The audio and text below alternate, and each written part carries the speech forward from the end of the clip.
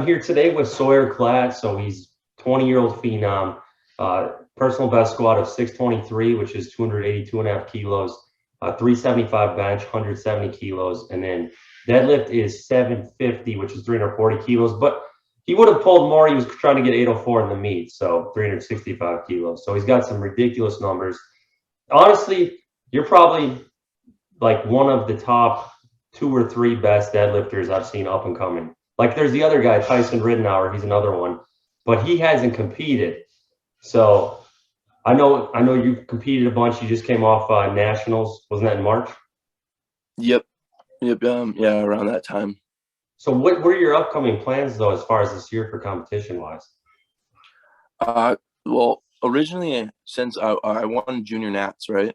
Yep. And after that, I was like, okay, I was planning to maybe do mega nats, which is where, I'd compete against the open class, against basically men, you Yeah. know, but it just, with how the time frame was and where it was located, I wasn't a fan of it because it's in around June-ish, June or July or whatever.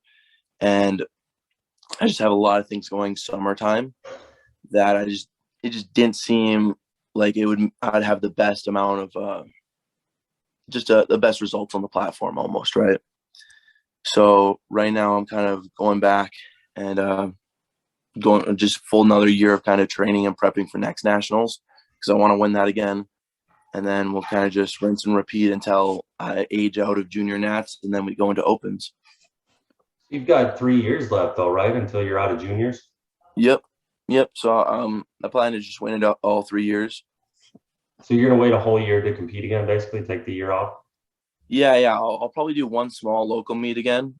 I usually do that, but I don't like doing too many meets because personally, like it seems like a lot of powerlifters, they're always on edge. They just want to always compete, and I'm kind of the opposite, where I enjoy my training way much more than competing. Competing is just one of those things where I just feel like it's so much out of my way, where I have to travel, and then I have to prep all my food, and it's almost annoying. But then once I get there and then I'm on the platform, then I enjoy it. It's just the entire process. I'm a little like, okay, I have to make sure everything's in order. Everything's dialed in. So you take your Mm-hmm. diet pretty seriously then if you're like prepping your food and all that and taking it with you. Yeah, well, yeah, I take everything pretty serious. For me, the biggest thing is I'm eating so much food, right? So I'm eating around 6,500 calories a day. What is that made up of? Like, are you doing that from all clean sources? Because I feel like No, that no, much clean food would be impossible. no, yeah. And it's funny because I have a lot of people who are like huge diet freaks, right? Yeah. And they're like, how do you not turn into just a fat slob eating all this food? And I'm like, it's one of those things that I wouldn't say I have the best physique, right? But I maintain enough where it's like I'm not morbidly obese because I'm eating 6,500 calories. Yeah. So what But is that made up of? so I'll have a pizza a day. I've right now I've been doing a 1,700 calorie shake before I go to bed, and that's made up of like a cup of oats, 3 scoops of protein. I'll throw in a little bit of veggies in there, uh, peanut butter that's coming to my mind. What else? But 2 bananas, a bunch of other stuff. I made like a full video on it just because a lot of people were wondering how to get like an easy calorie shake before they go to bed. So I just made like a quick 60-second video. But other than that, I have 5 bagels. I'll have around 6 to 12 eggs. Brats are a big thing for me now. I like my brats. Um, That's the Minnesota thing coming in there, the brats. yeah. Then I always have it where I'm eating during my workouts. Okay.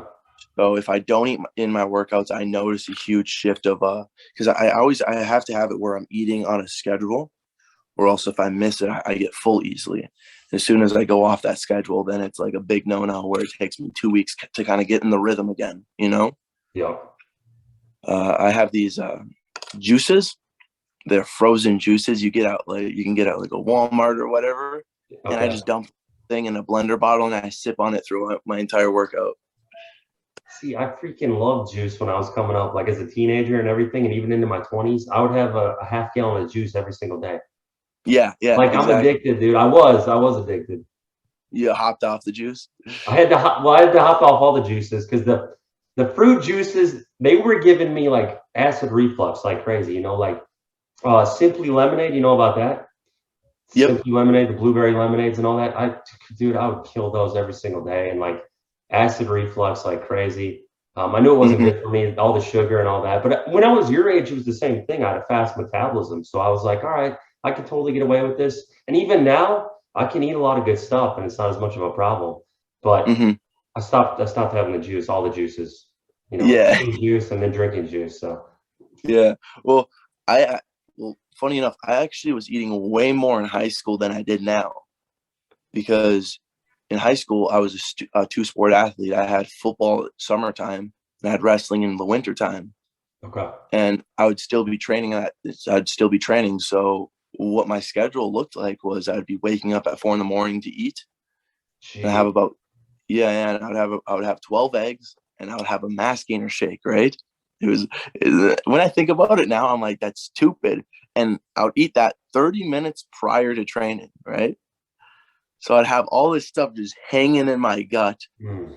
And then I would go work out, and I would work out from uh, about 5:15 to 8:15 a.m. And then I had Okay. class from 8:30 to 3:15. But throughout the entire time, I brought my own food. So I had like that 6-pack lunchbox. I filled it with food. I had have a whole thing of pasta with pasta sauce, which was like 3,500 calories, because I would like chop up a full brat, throw that in there, and I'd eat it from the morning up until about 12:45, and then we would have lunch, and then I would sleep in my car at lunchtime, and then I would have my 5 bagels in class. I would have my protein shakes in class. I was just like an eating machine. You were doing this in high school in class? Yeah, yeah. Your teachers were cool with that? Well, what was funny is a lot of teachers weren't cool with it at the beginning, but then by the time I was in 10th and 11th grade, they saw it, like, Sawyer's doing this every single day. It's not just like a one-time thing of like, oh, hey, I'm bringing in a monster, or I'm bringing in food, Yeah. And then it ended up happening where, and I just found this out, where if they had substitute teachers, right, they would write in the notes, Sawyer will have food, let him eat his food. Dang, dude, were you the only one doing this? Was nobody else eating in class or anything like that? I mean, some kids would bring in like Pop Tarts or everything, but nobody was bringing in pasta. I Dude, was you must bringing have in. went to the chillest high school. Like, Well, I'm in a town of 2,000 people. okay. Yeah, I'm in a super small town, and everybody's pretty chill for the most part. They were more concerned if a kid was bringing a vape into school rather than me bringing in food. Yeah, it makes sense. Like, where in Minnesota are you? I'm far up north. I'm about 5 minutes from Canada. It's a Wow. small town called Roseau. If you know what Polaris is, they make like snow. They invented the Yep. snowmobile. So my town is the place that it was made, invented. Wow. So I didn't realize you were that far north because the furthest north I've been in Minnesota is like Duluth. Because I'm from Yeah, Wisconsin, Madison, but that's like way further south. yeah. Duluth is about 3 hours from me. South, right? Nope. East, No. southeast. Yeah, it's a little Duluth's like right here. I'm like northwestern. So Wow. Minnesota kind of has that peak. Yep. If you look on the map, I'm closer to that peak area. Wow, that's crazy. I didn't realize you were that far north. So you're like super Hmm. out there. Yeah, I'm in town of nowhere almost. So what, do you have to drive 3 hours to the airport whenever you want to go anywhere? Yeah, it's either 3 to 6 hours depending on which airport. The main airport's 6 hours, and then 3 hours is kind of just the standard smaller airport. But I usually do the 6 hour one. Is that Minneapolis? Yep. You're 6 hours from freaking Minneapolis. Holy crap. So you Hmm. really have to like travel way out of your way if you want to go anywhere. Yeah, yeah. It's kind of a big reason why I don't like traveling too much. I'm kind of I like the idea of where I'm a little bit inaccessible, but the idea is like, okay, if I go to Minneapolis, I have to find a place to park my car. I have to find a place to sleep the day before, because I'm not going to drive all the way there and then try to get on a flight. Because usually you can't line up flights for 6.5 hour drive or whatever. Dude, see, that's crazy. That makes more sense why you'd only want to compete once a year as well. Like, it's so far. And I know we got to circle back here one sec though. So as far as like the bratwurst thing, you have bratwurst every freaking day. Are you serious? Like every day, Bob? Do you have do you have the stuff with the cheese inside or anything like that? The cheesy bratwurst? Yeah. Is that like a regular? Is it the regular bratwurst or do you do the cheese one more? I'll do the cheese more. I'll have that. There we go. Yep. So we'll have the brats. We'll have the eggs with it. We'll have a thing of juice and about 2 bagels with it with cream cheese. See, people wonder why you're so strong. You're doing the same diet. Like I'm from the Midwest as well, Wisconsin. It's like is it Johnsonville brats? I don't know which one they are. I've dabbled with 2 kinds. Okay. I'm not too familiar with brand names. I just look at them. I go, okay, that looks good. I'm gonna take it. Yeah. See, guys, this is the secret. Cheesy brats and juice, fruit juice. Because like I freaking love juice. Everybody knows this. I have tried all the juices in the world. Like I love juice. Have you, you know, a juice you got to try? I don't know if you can get it there. You got to import it or something. Passion orange guava. So you got passion fruit, you got guava, and you got orange all mixed together. It's from Hawaii. Delicious. That's really? what we're gonna try. That's where it's at, dude. I don't know where am I gonna have to travel to Hawaii to go grab it? I don't know. Can you order juice off like Amazon? I think you could. I think I could. Luckily, I do have a friend who's in Hawaii right now. I might have to text him, hey, pick up this and try to put it underneath your bag. Yeah, he'll see over there. They know it as Pog, passion orange guava, Pog juice. What island is he on? I'm not sure. He's just sending me photos of him in the beach when it's nice and sunny out. Dude, doesn't that suck seeing that? You're like, man. I'm not too bad. I don't get too much jealous of the weather. I get a little jealous when it's like the tanness, you know, because I'm a pale white kid. Bro, I got the same thing. I've been pale my whole life. I just accepted it. You know, I used to. Now I'm not saying to do this, but when I wanted to get actually tan, because I used to try to tan in tanning beds or whatever, and I wouldn't get that tan. I took this stuff Milano tan, got freaking. You know about that? Yeah. I got darker than like insanely dark, dude. I was freaking. It was ridiculous. You almost switched ethnicities, basically. Oh, for real? Yeah, straight up. Like it was crazy, dude. I pinned it once for like 2 months before I went to Hawaii, and I got it on the beach, and I just like freaking got insanely dark. Now I accept my paleness. I'm like, it's all good. I'm not trying to impress anyone. Yeah. But you're still young, man. You got to impress people. So I get it. You got to get that tan going, you know? Well, I haven't been tan in probably like 3 years. That's because we're from the Midwest. Are you like, what's your ancestry? Do you know? I don't. I would say like I have German in me, and I would have Irish, but you know, going into high school, they say you don't have the same exact genes of what your parents would have because of what the gene pool is like. So, bro, there could be something where there's something completely different in me. You know, you got to do that 23andMe thing, and it'll show you all your ancestry. I'm German, Polish, and Czech. So there you go. Yeah, well, maybe I got some Midwestern Viking in me. That's what the Norwegian thing. We got a lot of that too. Yeah, I could see it. You kind of got that Norwegian look. That might be it. You got the Norse genes. You know, because you're freaking deadlift. Why? Here's the question: why is your deadlift so good? What is it? You're crazy. Your deadlift is insane, bro. Like, what is it? I really don't know. So I never cut corners with anything when I was training, and that was I think the biggest thing. So when I started training, right, I never deadlifted, and my brother was actually the one who got me into deadlifting, because when I first started training, you would hear all those older people say, "Oh, don't do deadlifts; it's going to hurt your back," and all this stuff. And prior to working out, my back was the most underdeveloped thing in my body, right?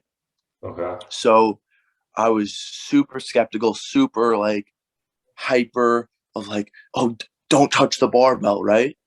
And then I saw my brother deadlift 405, and he was conventional puller, but pulling 405, and he just like slams it on the ground. And I was like, whoa, you know, that was a pretty cool look, you know, because it's just the most amount of weight I've ever seen on a barbell. And from there, I was like, okay, I'm gonna start practicing deadlifts, but I'm not gonna do any heavy weight. So the first 2 months, I would just do like 1,000 reps with like only 95 pounds. And every rep, I would video it and I would look at it and I would go, okay, this has to be perfect. This was perfect. And then it went from only being like having a 25 bumper on to a 35 bumper on to a 45 to 245 bumpers. And then we were in the middle of wrestling season and I just got done with a big tournament. And the next day I was like, okay, hey, let's go work out. And I slapped on 405 and then I pulled it. And then I was like, oh, okay. I just caught up. I was like, man, I caught up to my brother. Okay, now, because we would have this competitive edge type thing, because we both started training at the same time, but he was 3 years older than me. Okay. So I would have been in ninth grade and he would have been in 12th grade. So how old were you? I would have been 15. I started the gym when I was 15. Okay, I started 14, so that makes sense. Mm-hmm. But and then another thing is I never used chalk. Oh. So because the idea is I thought chalk was cheating and I thought straps were cheating in training. I was under this ideology, and I pulled all the way up to 515 without chalk. Okay. And then I had somebody tell me, like, I was like, man, I have to train my grip more, because before then I kept failing 475. Yeah. And I failed it probably 3 times where I would lock it out and then the fingertip thing would happen where you're just holding onto your fingertips and then fall. So I did like a month of just farmer's carries and just like these farmer workouts of just holding just heavy, thick things. I'd grab 100-pound dumbbells and like walk around the track. I was just doing these like bushwhack exercises that I was just like, man, these hurt my hands. I'm going to do it. And then I did it. I got up to 515 without having any grip issues. But then once that 515 happened, a friend was like, why don't you use chalk? And I'm like, oh, that's cheating. And he kind of looked at me like I'm stupid, like he's like, no, you throw on chalk, dude. You just do it and you're going to be happy. And at the same time, I was a broke kid. Like every piece I was working, I was doing 2 sports. I was doing summertime was football. Wintertime was wrestling. I had a job after I was practicing. Like I had a packed schedule, and any money that I made was either going to food or was trying to invest in like either a lifting belt or a computer, a camera, or shoes or knee sleeves. Because let's be honest, SBD knee sleeves are pretty expensive for a high school kid who's only making like 150 to 200 bucks a month, right? So all this stuff's happening, and so I was like, I don't really need to spend, $10 on a 3-month supply on chalk. I was just not thinking. Yeah. But then once I threw on chalk, it was like I had no grip issue. I've never had to worry about my grip ever since. And it's kind of been where it's just happened. But then on top of it, yeah. I started out with mixed though. Yeah, I think we all switch over. I started out with double overhand. Actually, I did double overhand until like 405. Yep. And then I was like, we went into mixed, and then after mixed, I pulled up to all the way up till 715 mixed. Okay. And then I went into hook. So when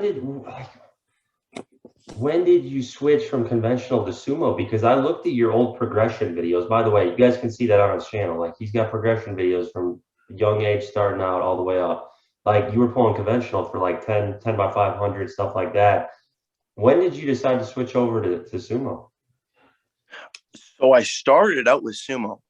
Okay. The only time I started out with sumo, the only time is I would use conventional as an accessory pull. Oh. I never used it as my main pull because it just didn't feel correct with me. I had a long femur. It just wasn't what I didn't feel just good with it, What was the 10 by 500? Was that conventional or sumo? I'm trying to recall. My what? The 10 by 500. I watched a little bit on your channel, but I can't remember. It was a couple days ago. It would have been sumo. Okay, see, I goofed that up. I watched some of your progression. You guys can see it on there. You've got like a 3-year. Because I remember I did 10 reps with 500. It was at like 17, I think. Yeah, that's what I'm talking about. And that was Yeah, that was Sumo. Okay. And that was actually a funny thing because we were supposed to do on the program where it was like 495 for only 7 or 485 for 7. But I was like, hey, I asked my coach, I'm like, should I do that? But it was, everything was flying up. He's like, you know what? Do 500 for an AMRAP just because I know you have the strength for it, and it just would get you more clout. And that helped a lot with like boot. Because once I was like 17 years old and somebody did as a 17-year-old 500 for 10 reps, everybody's like, what the heck? Who is this kid? Right. Oh yeah. And it kind of was shot me up into kind of the powerlifting area because I was never like watching powerlifting ever. I was just like a boy in a small town who just was strength training that turned out to be really strong that I didn't ever think was strong. Like I never thought I was strong because I would look at Larry Wheels or something, or I look at like all these people that are like number one. I go, oh, they're strong. I'm not as strong as them, so I can't count myself as strong, right? And then once I started looking at people in my own area or bracket, I was like, they're like, well, we're the same age and I'm strong. I'm like, yeah, but I just didn't know what to think. I was like, yeah, but I'm not as strong as I want to be. And that's kind of been the same thing. That's how I started out, though. I was like, oh, I don't even realize I'm strong, like on deadlift, because I was really good at deadlift. And I was like, I didn't realize I was that strong. So, like, how did you get into competition then? If you're in a small town, you're kind of isolated out there. What got you into competing? Like, how'd you do that? Well, this is what was kind of funny. I had it where I made a huge amount of progression with my deadlift, with actually a lot of my lifts. But the main thing that happened was I went from 515 to 635 in like 8 weeks. No, my bad. I went from 515 to 615 in 8 weeks. Then I went from 615 to 635 in 8 weeks. Or no, 615 to 675 in 8 weeks.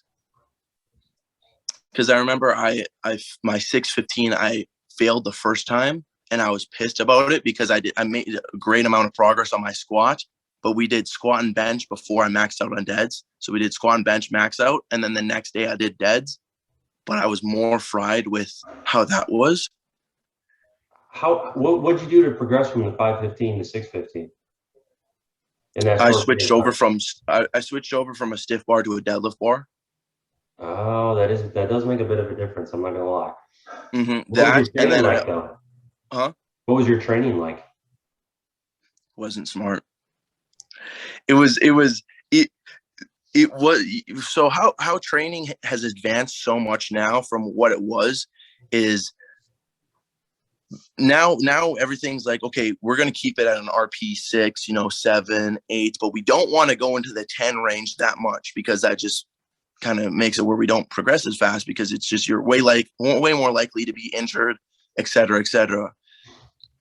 My training was like kind of Russian style where everything was 9 and 10 for 8 weeks. And 8 weeks, my body felt like crap, but I was in almost the best time to do that because I was young.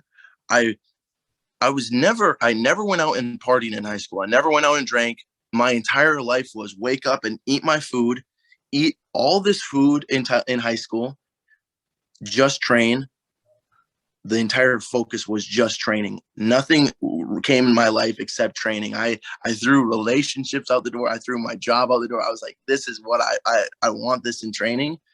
And I made sure that was precise. And I think that's what helped the most, where because I was training at that such like high RPE, where most kids who were doing that I know were training RPE 10, they were getting injured. I was the only one that I know when we were training around in the same program that didn't get injured.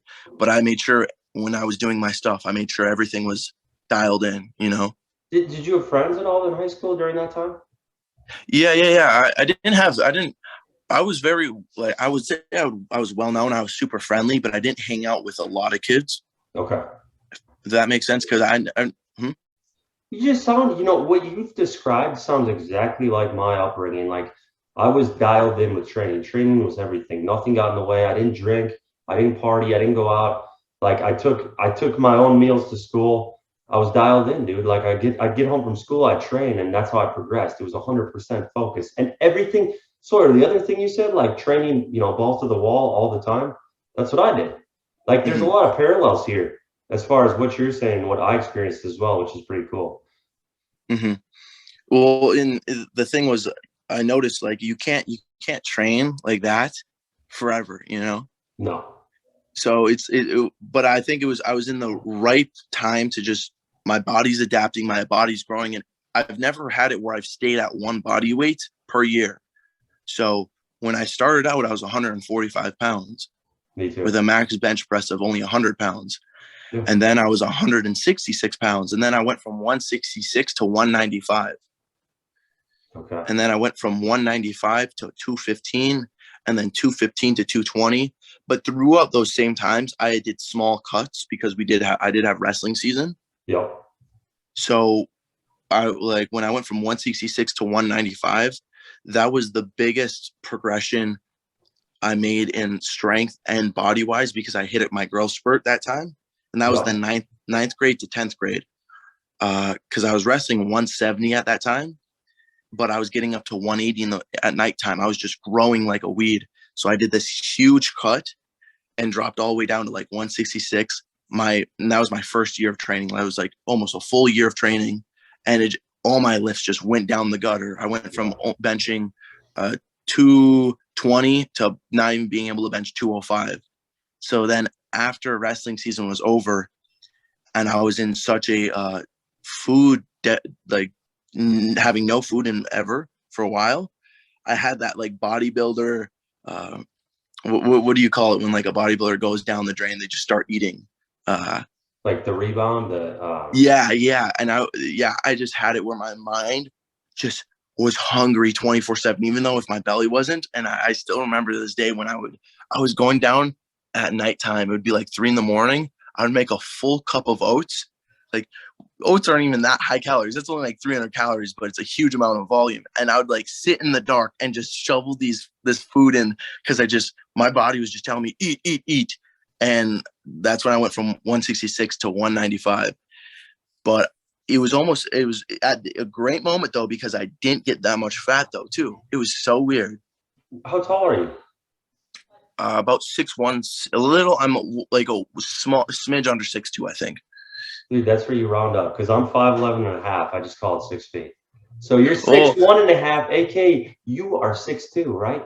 well, what I do was to with my friends, I kind of to piss them off to make it really funny is if like if it's three of us, right, and a girl will usually come up to me first, ask what my height is, and then that's what judges the other people. And what I've been doing just to see how my friends react is I say I'm 5'11".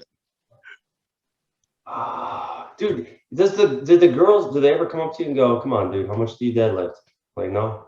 No, no, no. No, They no, usually man. no. They usually they most of them think you're a bodybuilder. You know, like so you bodybuild, Yeah. and I've came to terms with kind of just rolling with it. Like Mhm. I weightlift, you know, because the idea of like describing powerlifting is kind of gets annoying now, you know, where it's Yeah, I like, know oh, huh? it's more mainstream now, at least, right? Yeah, but it's more mainstream down south, like or down east, like if you go to PA or if you go to California, up farther north, especially where I'm from, you it's more like North Dakota is a little more powerlifting, or Yep. if you're down more south in Minneapolis area, more powerlifting. But far up north in Minnesota, it's still kind of it's going to take another 2 years, I think. Well, you're in the middle of nowhere too, because bro, the other thing, I grew up in Wisconsin. My town, guess how many people? It's like Who? 1,200. Same thing, dude. How far were you from Eclair? 3 hours. 3 hours. Okay. Listen to this. 30 minutes east of Madison, small town of like 1,200. Like my high Hmm. school was like 200 people. Okay. So it's similar, you know. How far would that be from like Pine City? Pine City's pretty close to Wisconsin, isn't it? I You know don't where know, that's from? dude. Pine Oh, City, okay. Minnesota. Yeah. Yeah, I have no freaking clue. I've only been to like Minneapolis and Rochester and stuff like that, Duluth. I don't know. Yeah. I haven't been to Minnesota a ton. You know, are you a Vikings fan? I don't watch sports. Okay, there's that. I mean, that's a good answer. You're not a Vikings fan. I'm a Packers I fan. don't. Yeah, no, I don't really watch powerlifting. I don't watch sports. Even when I was in football, I didn't watch football. Even when I wrestled, I didn't watch wrestling too much. It was probably the only sport I did out of all of them that I kind of played close attention to, because wrestling was my main focus before it was getting more attention in powerlifting.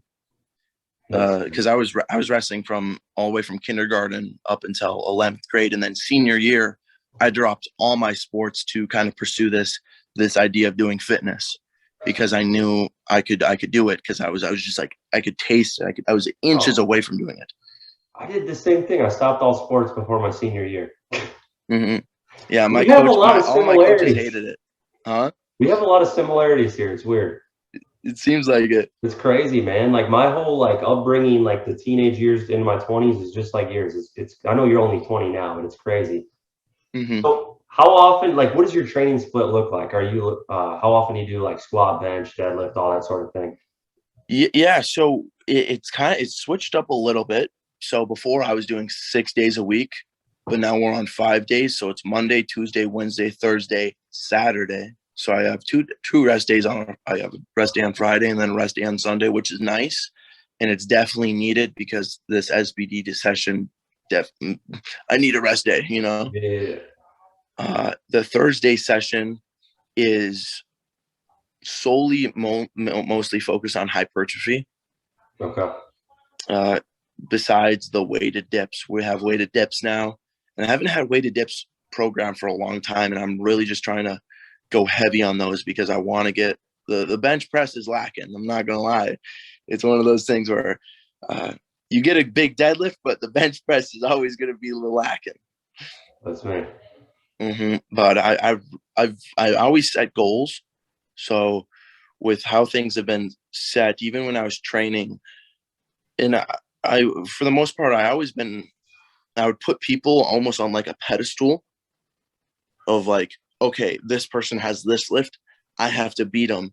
And it almost went into I would almost like say a psychotic area of obsession of trying to take this person off the pedestal of what their lifts were, where I would wake up and it's like I had to slowly dial it down, because it was almost like if you trained a dog to like bite a certain person, you give them a treat, and then by the time you wouldn't even have to give them a treat anymore, right? But then say, oh, that person's good, don't bite, dog don't bite. It's going to take a long time for the dog not to bite the person, you know what I'm saying? Because it's instinct. Yeah. So it took me almost like a full year of trying to dial it back, where I have no meanness towards the person, but I woke up every day and I would just be like, I have to beat this person, I have to beat that person. And it's like life or death situation. Yeah. And it's I have to, and it was the only thing that mattered in my life. It was weird. That's why you're so good, though. That's that mindset. You are very extreme, but that mindset is what makes you good. Yeah. And I was very I wouldn't say I was very accurate or precise of like when I know if I was going a little too far, because usually how it would go is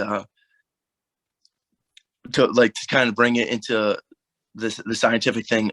I made it sure where a lot of people, and if like a lot of teenagers are watching this, a lot of them will go where they try to get like a dopamine responses from many things. Mm-hmm. And I try to make sure the only dopamine response I would ever get was from the gym. So I would never be distracted by anything else. Okay.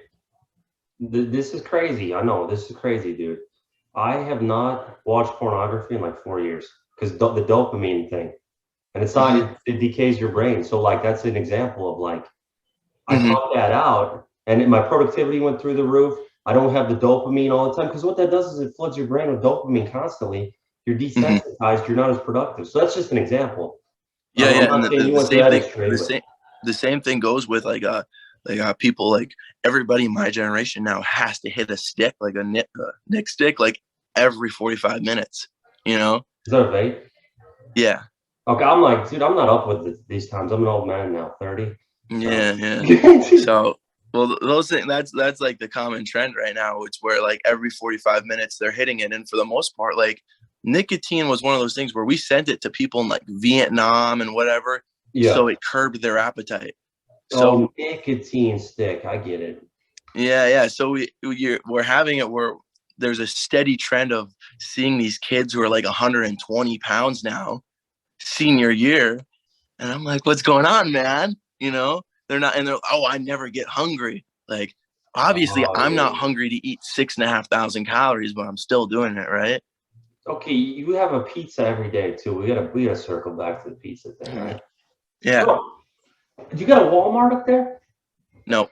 Oh my gosh. Can you get the Motor City Pizza Company pizzas? I'm not aware of that brand. Oh my gosh. You gotta get, dude. You gotta get the 5 cheese bread Motor City Pizza Company pizza, like Is that a life-changing. Walmart? Is that off Walmart or Yeah, yeah. You can find it at Walmart. Motor City Pizza Company 5 cheese bread. Have you had Screaming Sicilian? no? Oh my gosh, son of a all right. What kind of pizzas are you eating up there? Holy freaking smokes. I've been on Jack's Pizzas for about 3 years. Jax, Jax is from Wisconsin. That's funny. Jax is it's all right. There's way better pizzas, dude. You gotta up. Also, do you have one of those pizza spinner cooker things? No, everybody's been telling me to Bro, get one. listen to this shit. Dan Bell, you know Dan Bell, right? Yeah. Oh yeah, Okay. yeah. Dan Bell literally mailed me, like he bought me a pizza cookers and mailed it to me. Like, so I've had this pizza cooker. It's like you can get it off Amazon. I don't even use the oven anymore. This thing's amazing. Like I use it almost every day. Like I'm not eating pizza every day, but I use it for all sorts of stuff. Like Yeah. the spinning pizza cooker, dude, it's amazing. You plug it into the wall, you're good to go. Everybody, everybody's been telling me. My friend Justin's like, you have to get one. Your electrical Mhm. bill will go down because you're not heating up an entire oven to make a pizza. Bro, it's the greatest thing, man. You could be if you're in college in a dorm room, you pop this sucker in, just don't set off the smoke alarms, and like you got your pizza cooking 10, 15 minutes. Mm-hmm. Amazing. Oh, we're Yeah. we're getting off on a tangent here, but how many days a week do you squat? So we squat on Monday and then we squat on Saturday. So only two. It's 2 sessions. High bar, low Mhm. bar. No more high bar. I've Ooh, been off high bar for wow. a year and maybe a year and a half, maybe close to 2 years. I Whoa, used to wait, do wait, wait. only. You don't high bar at all? Mm-mm. Whoa, whoa, whoa. Do you do any other variations? Like, is it just low bar? So low bar 2 times of the week, but I also have belt squats. Wow, dude, this is crazy. You just do low bar basically, because belt squat I count as an accessory. Mm-hmm. Wow. Okay. So, but I did high bar. I did high bar. I was squatting 500 high bar. I never did low bar That's how I was. all throughout 3 years of training. And then I was having this little kind of like social media uh, competition with my buddy James English. And he was the only one squatting low bar. And I was like, the way I thought it was, if I'm this strong with my back with deadlifts, why don't we incorporate a little bit of that and just switch over to low bar? And the first like 1 to 2 months of low bar sucked. Like I hated it. But now if I tried doing high bar, I don't know how I was doing 500 high bar, Yeah, you know? once you switch to low bar, high bar feels terrible. But Mm-hmm. I'm surprised you don't do a mix of both. That's crazy. Your arms don't get beat up from low bar or anything, your shoulders? No, no. But what was happening was I was getting this really, really bad um, thing in my left quad when I was doing high bar, where it was like I was getting like my teardrop would just hurt for some reason. Okay. I don't know what it was, and then we just never had it. We've never had to go back to high bar because every training session, well, every like 8 week block or whatever, I was progressing in my squats. You don't get any arm brachialis pain, forearm pain, none of that from low bar? Nope. Oh, so you got good mobility. Okay. That's So really cool. How many sets on those days are you doing of each low bar? so off the top of my head, I think we're doing like 4 sets of 6 on Mondays, Mhm. and then on Saturdays we have a single followed up by like 4 sets of five. This is cool because a lot of guys incorporate different variations. Very few do just low bar. So that's actually really interesting. And then like, as far as bench, what's your frequency there? So we're benching 5 times a week. Okay. See, I'm going to let you expand on this. This is exactly what Candido said. Johnny Candido said in his peak when he was benching 375, and he's like you, you know, we all struggle with bench. I struggle with bench. He does, you do. Mm-hmm. He was doing 6 days a week, which I have also experimented with that high of I frequency. was on 6 days a week until we switched to training 5 days a week. See, do you mix up your grips, or is it all pretty So specific? we had it where it was all normal grips for a longer period of time. This training, since we're on 5 days a week, we have it on Tuesday. This is the first time in because I'm coached by Sean Noriega. This is the only time we've had Okay. it where I've had it medium grip programmed. Okay. I'm pretty sure I might be, maybe we had it in the beginning. I can't remember, but we've had medium grip programmed. I do for accessory work like Larson's. I do have those, which is Yeah. like a bench variation. I did have Spotos at one time in floor press, but I just felt like those weren't. I didn't get as much out of it compared to a Larson. Okay. And I think that's also just based upon preference and how people are built. Because I know some people who, you know, say floor press could be like the holy grail of helping out the lockout. I was not experienced Nah, at all exactly. any of that, you Me know. neither. But Tuesday, so we bench on Mondays after our squats, which is kind of just it's supposed to kind of prime us for Monday.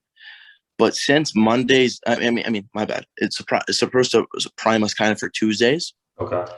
But what has ended up happening was before we had it where it was instead of medium grip, it was normal grip, and Yep. we'd have hit a single on our Tuesdays because of our the new program.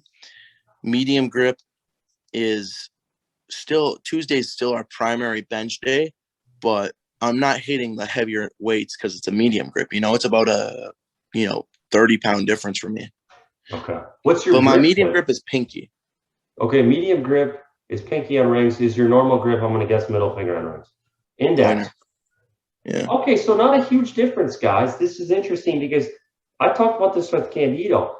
Natural lifters have to bench with a very high frequency to progress it. Like it's the way it is. Most natural lifters have to go very high frequency benching, whereas enhanced Mm-hmm. lifters can do less. They can get away with like 2 bench days a week, which is kind of crazy to Yeah, think but it about. seems like most of those guys that are benching 2 times a week who are enhanced, they're already in the high 400s or low Exactly. 500s. You know, it's not something that's going to be super taxed on the body. Well, me, I'm in the low 300s if I'm for my, or even in the 200 high 200s for volume work. You know, Do you do any overhead pressing? nope. I was gonna assume you didn't because of how high your frequency was. It would make too much fatigue. But Yeah. I mean, you said you do dips though. Dips are also a very good accessory movement. So overhead press was one of those things where when I first trained, I trained only. So this is interesting, and I wish I stuck with this. Where I used to bench every single day when I first started training. So after my first year of lifting, and I went from that 166 to 195 era. Yep. During that entire time, I was like, man, my bench went from 220 to 205. I'm just gonna bench every single day, and I went from like failing 205 to benching 260, but I was benching every single day, right?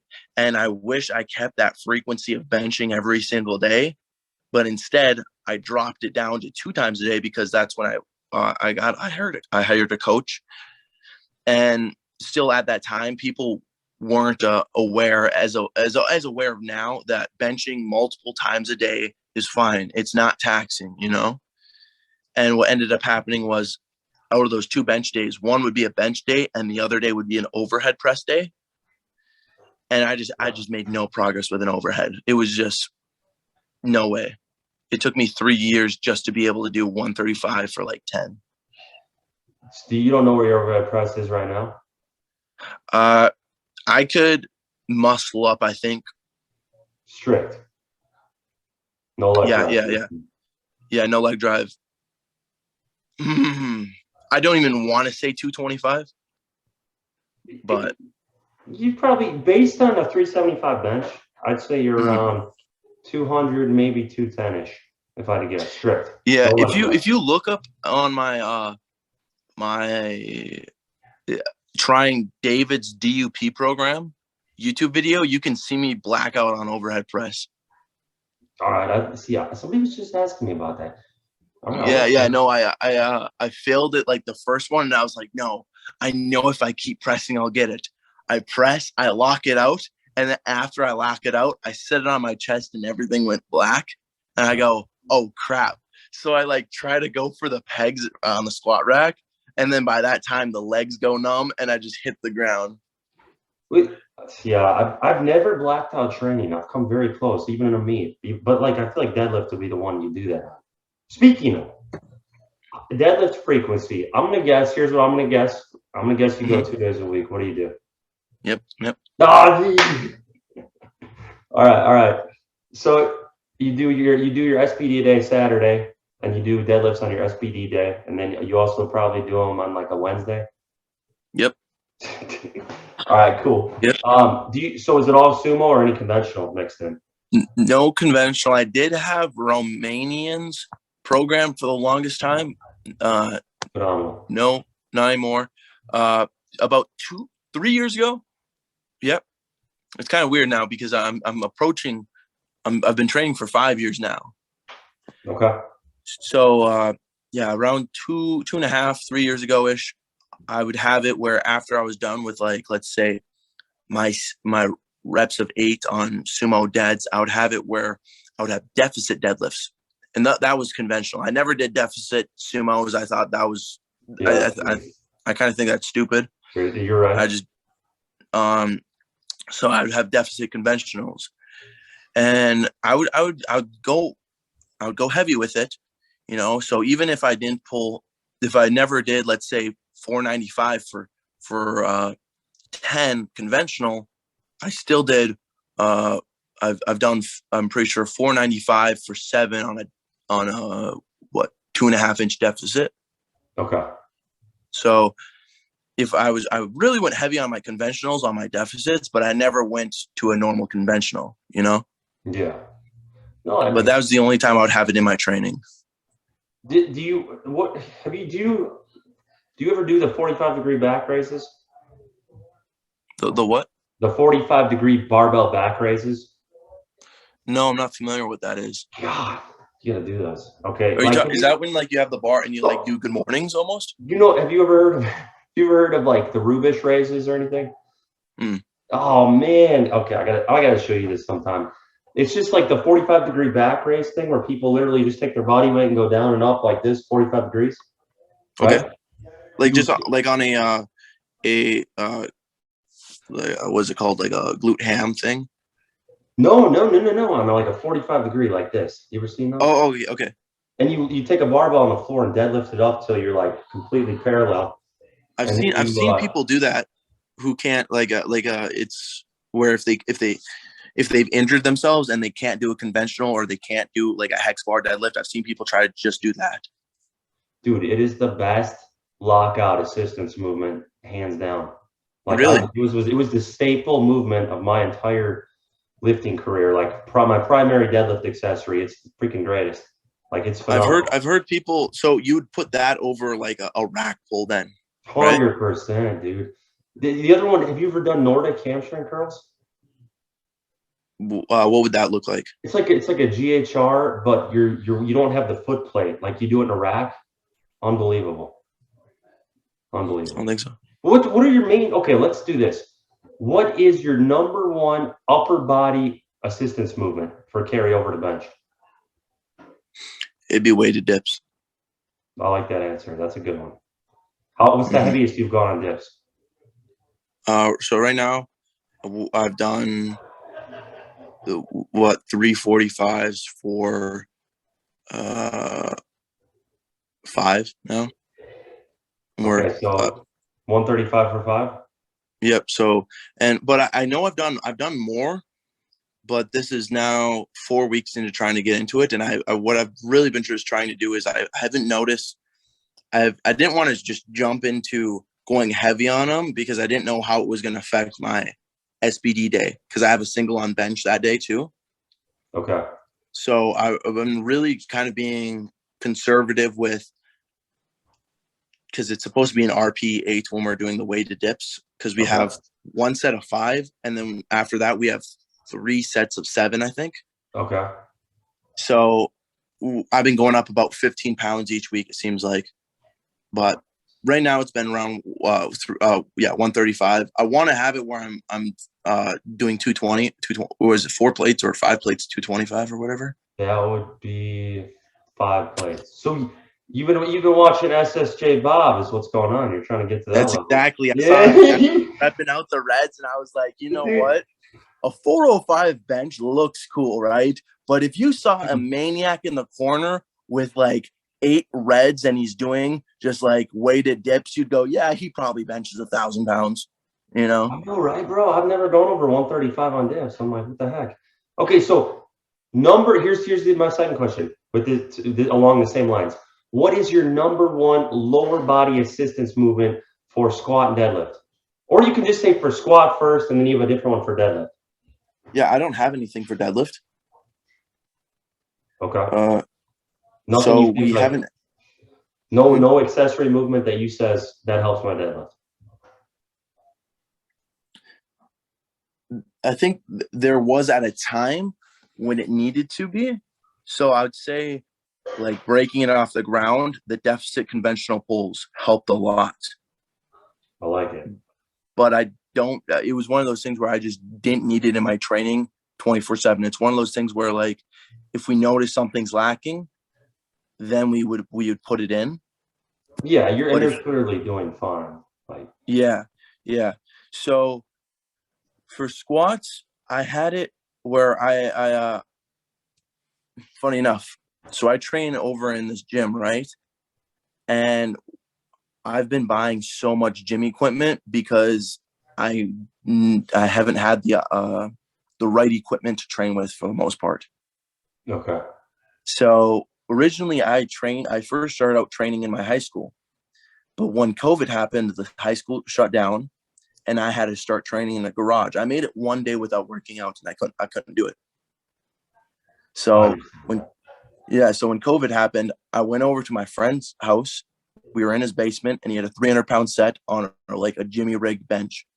And I was doing whatever I could just to get a workout in. Yeah. And then four of my friends who worked out rallied up.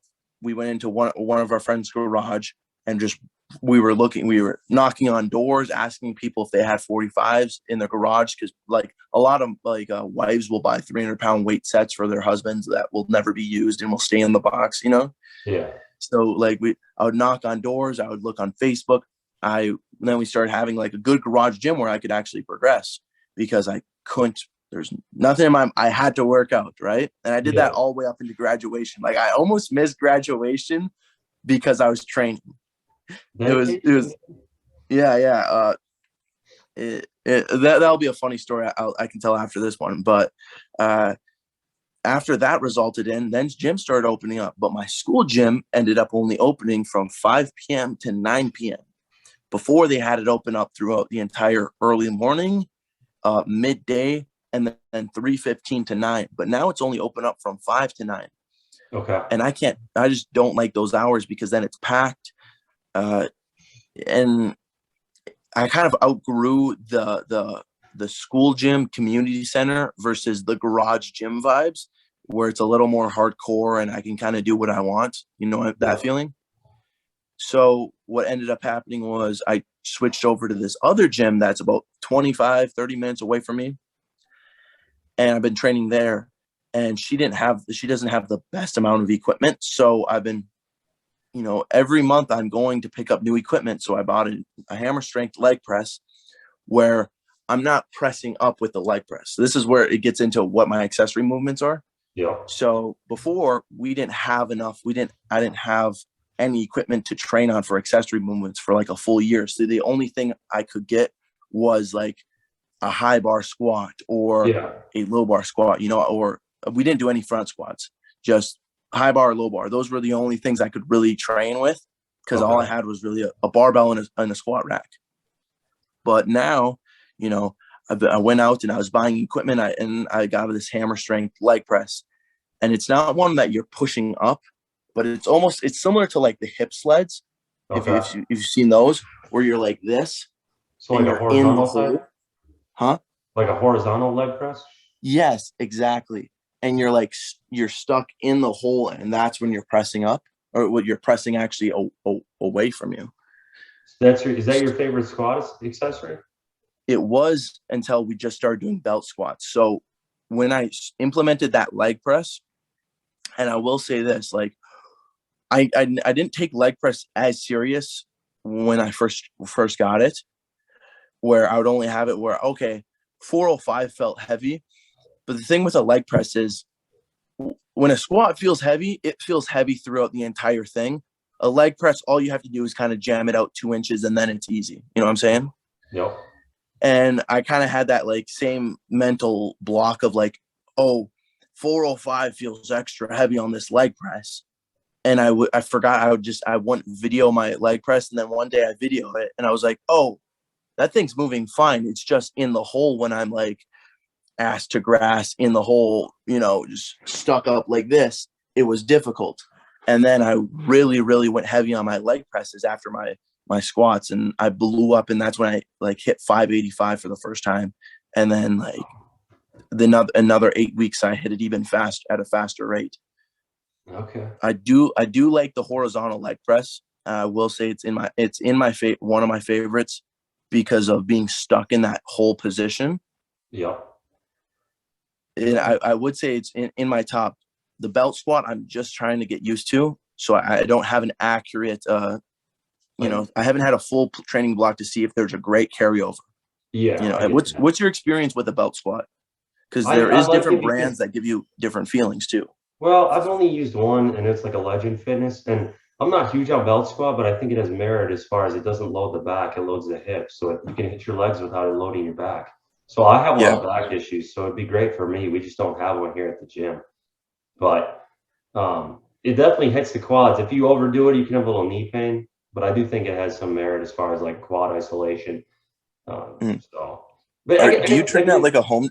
Well, where gym do you train at? Like a commercial powerlifting gym or? So our gym is like 3,600 square feet. So like really small. All we have are like competition racks, combo racks, kilo plates. Like we have a back raise. We just don't have a lot. It's mainly free weights. So it's mainly just like I have to get creative with stuff. So I'll do seal rows, Nordic hamstring curls, the back raises I was talking about, stuff like that. Because it's a pretty small place here. We opened it Mhm. like 2 years ago. It's really small. Oh, But and you own it? yeah, Cola Strength and Fitness in Oak Ridge, Tennessee. So it's small, but it's got all competition equipment. That's Um, good. I got to ask you though. Um, Okay, you were telling me like, how did you almost miss graduation?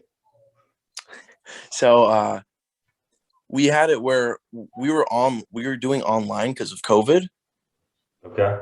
and that was a grind because I was an honor roll student my senior year.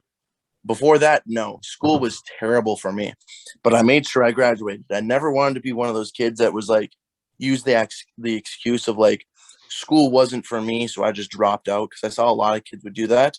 I just wanted to have it where it was difficult for me, and I spent many hours, and I took the same approach as if with training, with school, in some subjects where I would be doing like math for 4 hours a day, and it just was one of those things where I wouldn't grasp it. So I would go into class and I would go in 2 hours before class would go because I would have a free period. So I'd go in at my lunchtime and my free hour, and I would for those 2 hours would relearn what we learned the day before, Okay. and then math time do what we just learned, and then the second hour would complete it. So I wouldn't have any homework because I never had homework. I would stay at the school before I'd want to bring homework home. It was just one Okay. of those things. But when COVID happened, we switched to online, and nobody was ready for that. So our school was like kind of in like a cluster. So I kind of was like, okay, just trying to get by as much as possible because I learn in person versus like texts on a screen for school, right? Yeah. So we had a habit where we delivered our computers that our school provided and such. And I go up to the vice principal, and we pull up in a car, and everybody's 6 feet apart, blah blah blah.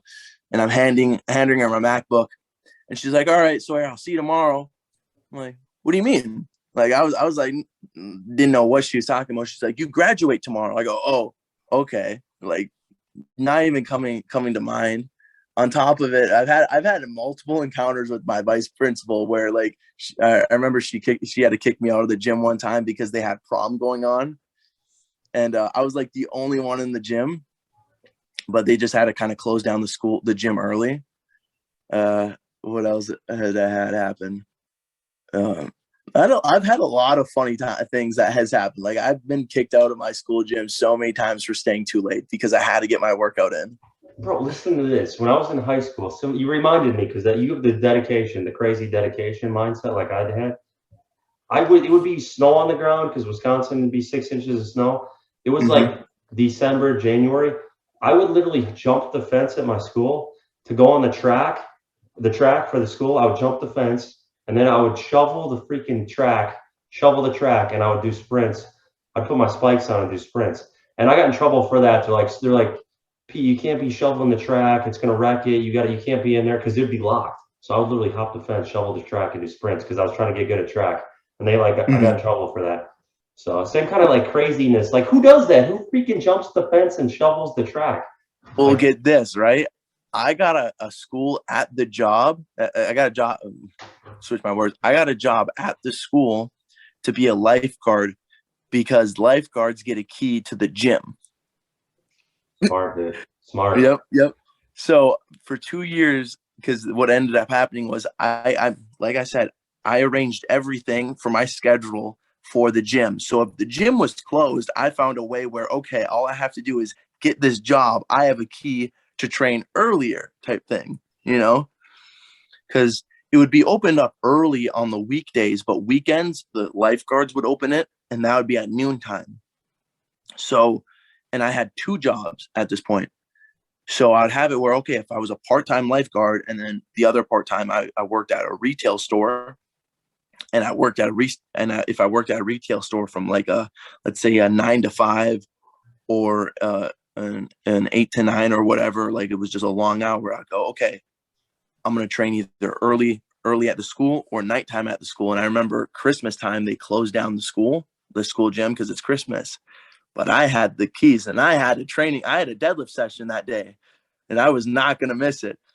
And, I did not, disclosure, just in case I go to court, Sawyer Klatt did not break into the school. This is all just fiction. Yeah. So I got the keys and I went up to the school, and I have all three of my buddies with me, and we're all just working out. And that was kind of just how it was. If there was any time if the school closed, I would have the keys. Or when I did finally quit that job, which was around like that senior year area, I would drive an hour to there's like this shed like an hour away from me that has gym equipment that's to a different school, and that's open 24 hours. I would drive there just to work out. Yeah, dude, that's the dedication. That's what I'm talking about. Like that's the mindset that helps you. So I totally get it. I was the same way. And it was kind of funny. I do remember one time I was there way later than I should have been. Oh, I wouldn't say should have been. It was just I had to do it. So it was about 1 a.m, and I saw one of the teachers that was walking the track, right? And it was my math teacher, and the math teacher was the same teacher I'd go in 3 hours before class, or whatever, 2 hours before my class, in his class to do just math. And it was like a Friday, and I was like, oh crap, he's gonna tell the school that Sawyer's in the gym working out at 1 a.m. when there's supposed to be no kids allowed in the gym, right? So the next day, on Monday, I go up to him. I'm like, hey, so and so, you're not gonna tell anybody I was at the gym working out that late? And he was super chill. He goes, Sawyer, I am more happy that you're in the gym working on your own body than going out and doing something stupid. He's like, at least when you're in here, it's in a place where we have cameras, literally cameras everywhere. You're not going to do anything stupid. and it's benefiting you in the best way possible. Which so that was I was happy with that. Yeah, that's a good. I mean, that's the thing too. Like at that age, you're not getting into trouble. You know, they shouldn't be mad at us. But let me Mm-hmm. let me do some Q&A here, some stuff from Q&A. So I just got some things. So first question we got for you: why did you choose USAPL versus other feds? So I uploaded a 6-year transformation, followed up with my deadlift transformation. And I wanted to be able to show people that I did it all natural. And USAPL said, hey, we are like the hardest drug testing federation, according to everybody else that was telling me. And I was like, okay, USAPL. How many times have you been tested in every competition? I've only done 3 comps, and I've been tested in both of them. My national one, I didn't get tested in. Yeah, no, here's the thing, guys. Honestly, I've been an advocate for you. I believe you're natural 100%. Like, people see your deadlift and they go, oh, there's no way you can do that.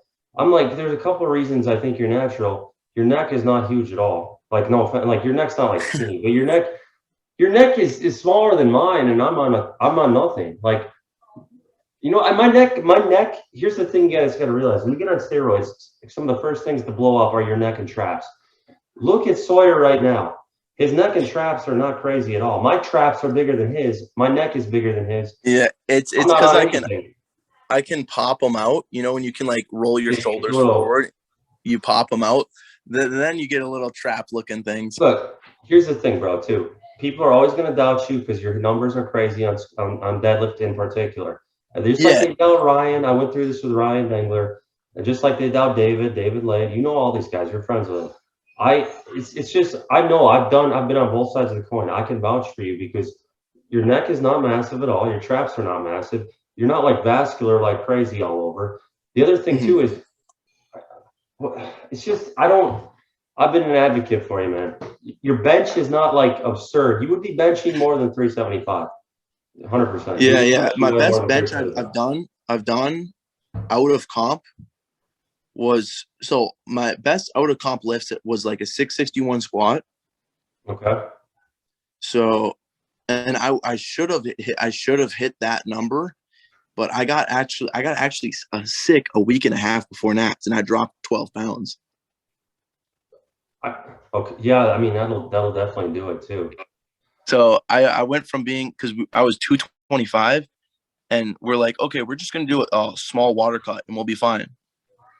And then my tonsils were like golf balls, and I couldn't eat anything. And I did like like 3 days of just not eating anything. I tried having shakes, and I was like, okay, I can't have any milk because milk was making them inflamed. So anything I did have, I had to make sure there was no dairy in it. And, you know, most of my calories I'm getting are from dairy. So I had to like redo everything.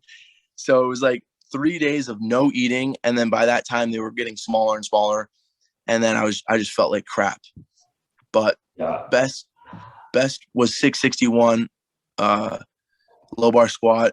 Best bench was 387. I did try 397 alone in the gym, and I didn't post that on the Instagram. Yeah. That was I had to roll that off of me. The deadlift 800.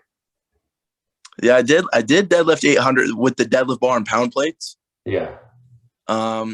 We broke it off the ground like that much in comp. I saw it, dude. It was close. It was close. You had 782 for sure, maybe a little more. Yeah. You would have been big. I think if I wasn't 12 pounds under, so what ended up happening was I dropped all the way down to 212, and then I had about a week to get as much food as possible, and I got all the way back up to around 216, 217, and that's like night weight, eating as much food as possible. Yeah. So a big thing with my deadlift is how my bracing feels. That's the biggest thing. If my bracing is great, I'm fine with any weight, you know. How do you brace for your sumo? What do you do? What do you do? What are your cues? Well, I'm breathing through my nose. So, and I've been playing around with 2 things. One is exhaling all the air out, like where I'm feeling it like the abs when you exhale all your air out and then re-inhale with your nose, and then you fill it up. Okay. That's one way I've been doing it, but sometimes I kind of just go off feeling. I do use a mouth guard when I'm deadlifting and benching. It's like the one Brian Shaw promotes. Okay. And I'm really happy I have that, because when I first deadlifted 675, the next day all my teeth hurt from clenching. Yeah.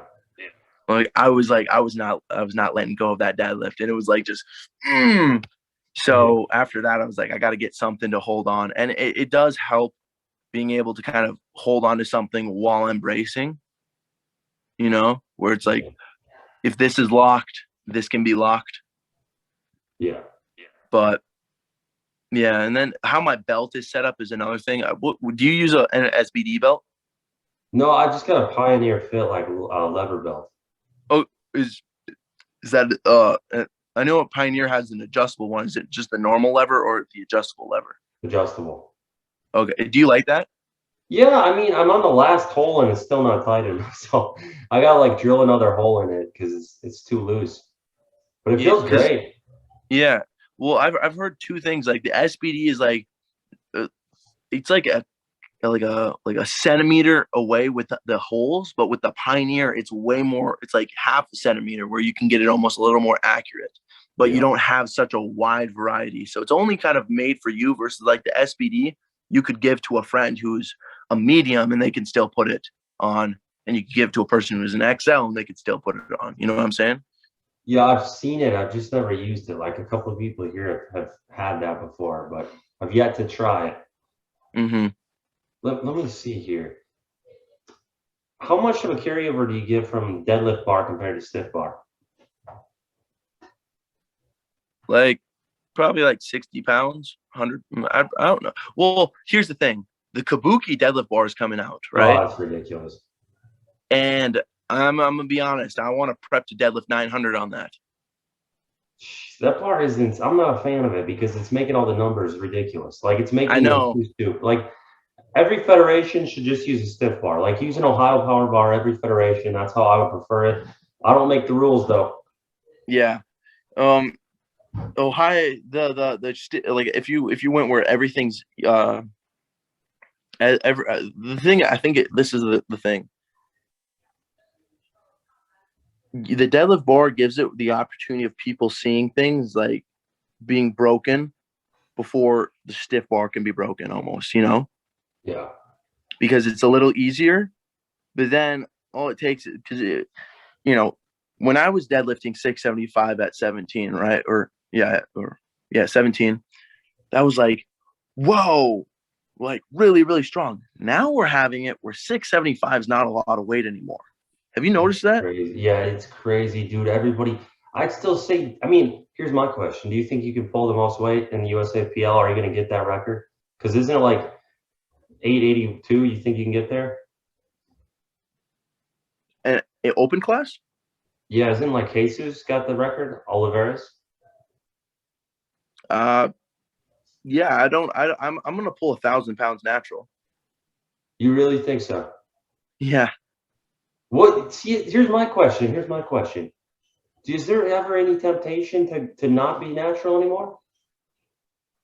I think yes, and not the degree of because I want to get stronger, is just because of the recovery. Okay. The idea of I have to be very smart to not overshoot my stuff, right? Yeah. You can get away with when you're on gear, where if you overshoot in a day, where you're recovering at a faster rate, where you can kind of get away with it, like, oh, okay, you know. With me, I have to be very, very careful with trying not to overshoot, or else I feel it for the next week. Okay. And I want to, because right now I'm trying to get everything as accurate as possible, and what I'm slowly trying to do is, do you know what like a rep one velocity reader is? Yeah. So I'm implementing that with also my training. And a lot of people, either they're a big fan of velocity or they're not. I'm just using it as a tool to be able to track my progression of how my speed is on my lifts.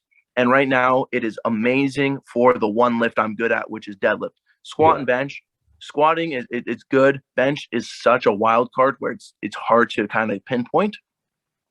But because of how just deadlift is my thing, and I can pinpoint it where, okay, my warm up, my 2 warm ups before my top set were this and this.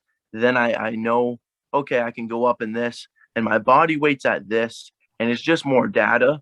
And that's this. All I'm going to do is use all the most amount of data that I'm using to try to get to that 1,000-pound deadlift. You know, later in the years, I want to have it where if I do pull 1,000, it will probably be deadlift bar first before stiff bar.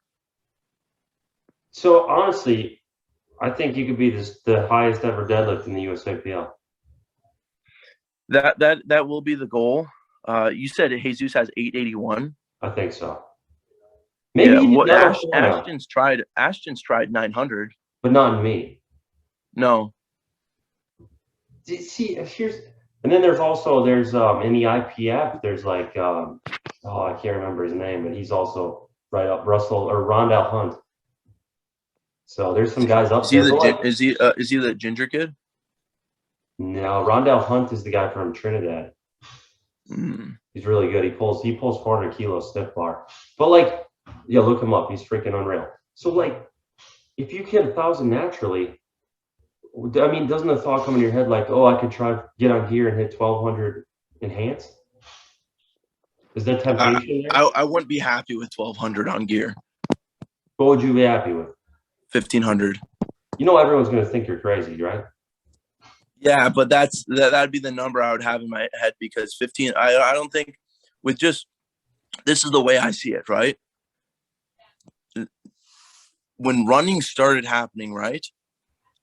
When running like Olympic runnings, it's not the fact that people 40 years weren't as good as what we have now. It's just the technology of what the shoes were and then training advancements. And I think with just how mainstream powerlifting is, we're going to get better training advancements and better tools to use to deadlift. Hence the Kabuki deadlift bar. Well, it's more bendy than, and I think just what about grip too, though? Huh?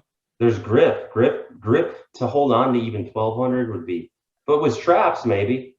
No, I'll do it gripless. Like barehanded. Yeah, my bad. Yeah, no, I'm gonna do it just This is some crazy stuff here. So I like it though. Your ambition, I do like it. I really admire it. This is with the hook. With when I'm pulling a hook, right? The best way to describe it is if it's like a latch, and it fits. It doesn't really matter. You don't really have to have like a, it's like a key. It's like a key going in. It'll be stuck there. No, I get it. I get it. That's the way I see it, man. No, you are insanely ambitious. I admire that about you. I vouch for you. I've defended you. I get it. And just anything though, like, would you be willing to risk any bit of your health for numbers? To go on natural? Yes. I don't believe. Here's the thing. I don't believe. Oh, okay. Is the temptation there? I think 100%. Just because we're in the fitness industry. If I would say no, I would be a big liar, bro. But I do have my mom. My mom's a single mom. She's been in my corner my entire life, right? And she's an advocate of being natural, right? Yes. And she believes this is God-given strength, and I shouldn't have anything that kind of tarnishes what that would be, right? And the idea is, if you're doing everything natural, right, you're obviously going to get the people that will say, well, who discredit you saying, oh, I don't think he's natural, et cetera, et cetera. But the way I've been seeing it is, if I can prove almost every single person to the best of my abilities that I can do what I will do any test, I will do any of that, and I still do 1,000 pounds natural, and it creates it where like a similar to how, like, who was the big motivation for you when you started? Like, was it Ed Cohn? Was it? It's just the guys I trained with, like Chris Hickson and Eric Willybridge. Okay. Did you ever have it where there was somebody that was like abnormally strong who was the top dog before you guys kind of got to being a top level? I was just very competitive with Chris Hickson. Okay. Chris Hickson is the reason So, I jumped on gear. oh, really? Yeah, I wanted Just to to, hang with him. He was killing it, and I was like, I want to be like that. well, well, here's the thing, right? Like, I have a brother. My brother started training, right? And I will say 100%. I feel like my brother could have been way stronger deadlift than I was. I think you have insane genetics. I do, and I Well, like. well, here's the thing, right? When my brother and I were training, my brother had a higher deadlift than I was, right? When we were training, he was already pulling 405 before when I hit my first 500, my brother did 500 for 10. How old was he? He was he would have been 19 at that point. But Okay. we weren't he was it was when we were training that we weren't on any program. It was we were just going to go in the gym and have fun. That was all it was when my brother and I was training. And I believe a program helps tremendously. The people who tell you a program doesn't, I don't believe it because it kind of gets you ready and prepped and primed for that certain lift, you know? Okay, you have ridiculous shit. I know you do. I know you. I like Huh? too that you said you're like, I will take. Would you ever be willing to do like a blood test, like Yeah. check your luteinizing hormone, follicle stimulating hormone, testosterone, all that? Yeah, that's like when you go to the doctor thing, right? Well, you can set it up online. You can like order it, but you might have. The only thing, you're so isolated, you might not have a lab near you. That's the only They problem. have to send it. They have to send it to what's it called? Is Well, it the Stanford one or whatever? no. Here's how. So like you order the test online. It's $100, and then you Hmm. go into the lab core, but you probably don't have any lab cores because you're in the middle of freaking nowhere. And then they send your work into the lab. They draw your blood. They send it in. You get an email with all the results. Hmm. But I I actually think plan to do that. I plan to do that after if I pull 900 on the kabuki when I deadlift 900 because I did 700 at 18 years old. I did 800 at 19, and I want to do 900 pounds at 20 years old. And then after I make that video, I'm gonna go, hey guys, I'm getting my blood tests, and bro, then hmm? you should do it freaking now, dude. You could prove so many people wrong. Well, here's the thing. Uh, I'm not gonna get. They're just gonna say this, right? Well, he failed 400. Failed 800 in comp. He's probably off cycle, et cetera, et cetera. But then if I take a blood test in like what they consider my prime, which it would be a 900-pound deadlift, but it's on a kabuki, right? Then it gets even more exposure of people being like, "Whoa, actually, okay," you know? Dude, I would look at your labs personally. We could do it on video. I could look at them, break Mm-hmm. it down, give my input. Okay, Like, like I I could could do it vouch for twice. you. Do it What? twice. Do it. I could get the blood test twice before the 900 and after the 900. Dude, because here's my point, bro. Here's my point. I've been seeing this with all the USAPL guys who are very strong, like Ashton. I don't know if Ashton doesn't. I've never called Ashton non-natural. I've defended the guy. I don't know if he doesn't like me or not. I don't know what he thinks about me. But I've said you could clear your name, Ashton, because everyone thinks Ashton is. A lot of people think Ashton is on gear. He could clear his name. He gets lab work done, and people say we look at all his results and we go, this is not. This is normal. Like he could Mhm. clear his name, and I think that's the same way with like someone like you. Like you could literally say like, okay, look at this, I proved it. Yeah, yeah, yeah. Has Ashton said no to a blood test? No, I have not talked to him. I may want to make it Oh, clear. I haven't talked to him. I haven't been able to get a hold. I'll try to get a hold of him at some point, but I just think it would add legitimacy to his. Because well, here's the other thing. Does I don't understand why USAPL? they don't have that for the pro event. We're working on it. I talked with Candido. Candido presented it to the USAPL about doing this. Like the ideas I've talked about, Candido gave those ideas to the USAPL, and we're working on something. We're trying. Now here's so does USAPL, have you ever been tested out of competition? Nope. Exactly. See, that's the thing. So USAPL is like if they added this to the ball game, if they made people do lab work like once or twice a year, it could completely legitimize the sport. You know what I'm saying? Well, it could almost be where they don't need to test you in competition. They just have to blood test you twice a year. I agree. I agree, Because then, bro. And props to like Ryan Dengler he got lab work done. You've seen the hmm video. The one thing he didn't check was LH and FSH. I wish he would have checked that because that would have added to his credibility. But we could do that with you. The only issue is like I'll break it down and we'll have you back. I could break it down on video. The only problem is you're in the middle of nowhere. You might not have a hmm lab core near you. Like where are you at? What's the town? Roseau. Roseau? Yep. Is it Z? Nope. Roseau. Minnesota. So you're way out there. Jeez Louise, you are in the middle of nowhere, Sawyer. Farm No, boy. no, let me see. But we could try to find, even if you're like traveling, if you ever go like out to LA again or something like that, we'd be able to do it. I might be going down to visit Candido. Okay, you're going to Texas? I might. Well, he's setting up those things where he's kind of going to be interviewing a lot more lifters. Mm-hmm. And he did mention that he wants to try to get me on there. So if I went out and flew out to him, we could try to get the test there. I'd be down, dude. Because I could tell you, I could walk you through how to do it. Easy.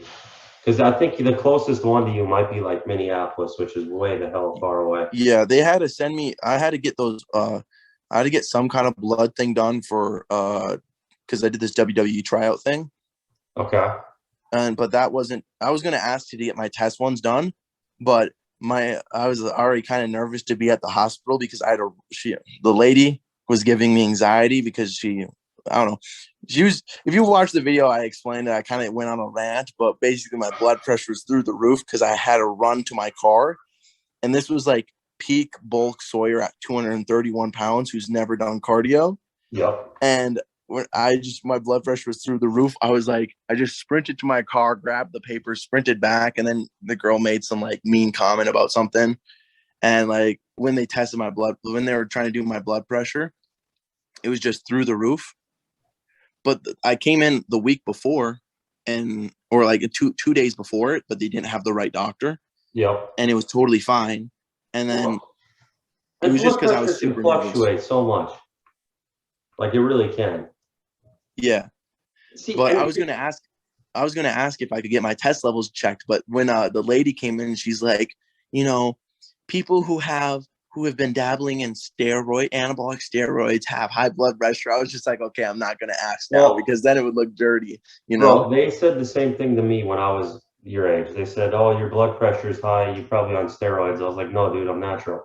So, here's the thing. I want to make it known. Sawyer said he'll get labs done. He's 100% willing. You clearly see this, guys. So, I don't want people being like, "Oh, he's so strong. He wants to deadlift 1,000. He's not natural." Like, I've made my case for why I think he's natural. He's willing to do it. He's 3 hours from the nearest location, Fargo. Fargo is probably the nearest lab core. He's 3 hours away. It's not very practical. I'm not going to make the guy drive 3 hours, 6 hours total to get freaking labs done. He said if he travels, he'd be willing to do it. If he's in like, I think Candido's in Austin, and so we could get it set up. Then we could break it down on the channel here, and I will personally give my breakdown of what I think of it. So he is willing. So I don't want to. I just don't want everybody bashing the guy because he's clearly strong. Yeah. Well, what's nice is I've had a lot of other people, and that's kind of how I blew up kind of on YouTube. Who's that? Yeah. Well, before Greg, it was. Do you know who Vegan Gains is? He's Oh like yeah, an OG now. yeah, I know Vegan Gains. Yeah. So Vegan Gains was actually the first person with a bigger, like a pretty big audience who made a video about me. And then after Vegan Gains, Greg made one on David, and he compared Dave's 6 year, but my 3 year was closer to Dave's 6 year.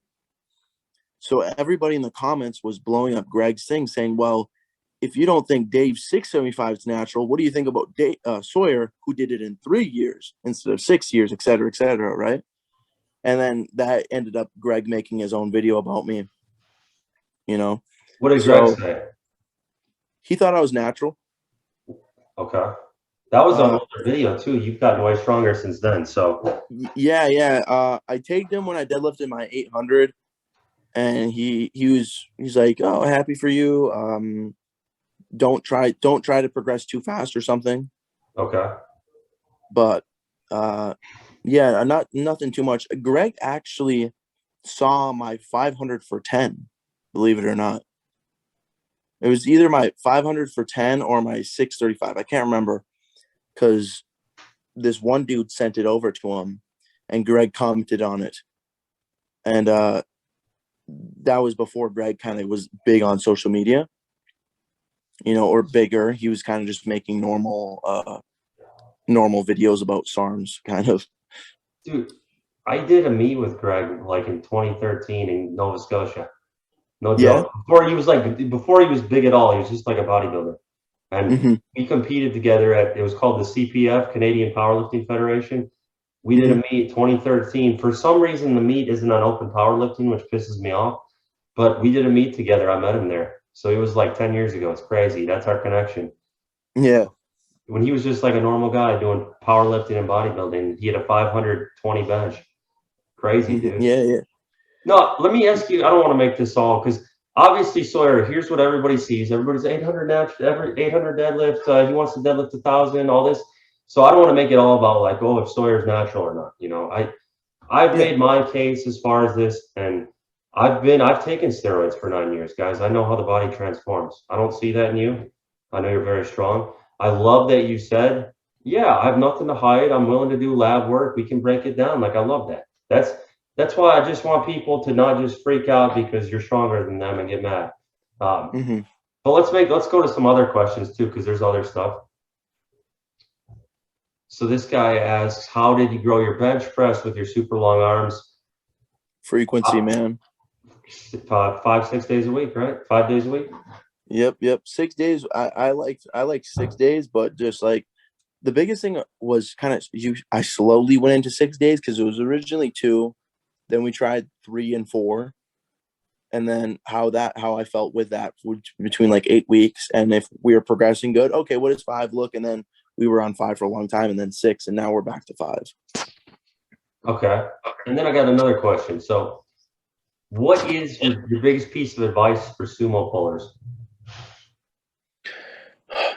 Don't be pulling your singles with straps only that are like in the knurling of the middle back knurling of the bar. You know what I'm saying? Yep. I don't like that. Well, the idea of like, okay, if you're gonna do it for clout lifting, but it just makes no sense in the terms of powerlifting unless you're hooking that close to the bar, which is, I've seen some people do it, but it's really unrealistic because there's nothing to grab there, Yeah. But that, and then don't be going too wide. I see too many kids that I'll be answering in my DMs when they send me videos like, hey, can you check my form? And they're going way too wide. Where They do you think grip the bar there? Me, I go one finger in the knurling, one finger in the smooth, and then the rest are on the knurling. That's what I tell people a lot of times, because I see guys grip it on just the smooth, like super narrow, and I'm like, you're not gonna be able to lock it out, and you're gonna have a hard time holding on to it. Yeah. So then that's where you get into the Tyson kid or whatever, right? Yeah. What do you think of him?